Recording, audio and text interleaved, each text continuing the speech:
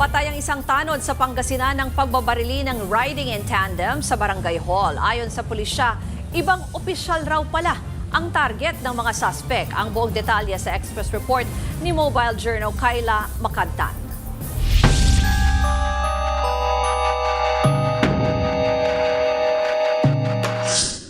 Bandang alas 10 ng gabi nitong Mayo 2, habang naka-duty sa Barangay Hall ng Pinmaludpud, Urdaneta City, ang barangay tanod na si Edgar Noses, 58 anyos. Huminto ang isang motor sakay ng magkaangkas na lalaki. Bumabang isa na dumiretso kay Edgar at nagpaulan ng bala. Mabilis na nasawi ang biktima sa tama ng bala at umiska po naman agad ang mga suspect. Sa pag-iimbestiga, tinitignan ng mga pulis ang anggulo na personal na galit. Pero posible rin naman ng mistaken identity. Lalo't giit ng pamilya ng biktima, mabait at walang sino man nakaalitan ng biktima. Kasi ayon po sa mga witnesses, pagpasok daw po ng gunman, sinabi po nila ng kagawad. Kaya yun din po yung isa sa mga tinitignan namin na anggulo.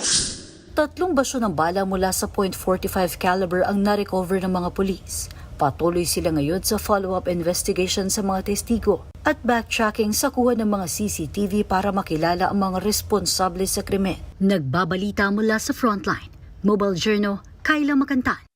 Mga kapatid, ako po si Ruth Cabal. Maging maalam at may pakialam sa mga may init at rumaratsyadang balita sa Frontline Express. Para maging updated sa balitaan, mag-subscribe lang sa social media pages ng News 5.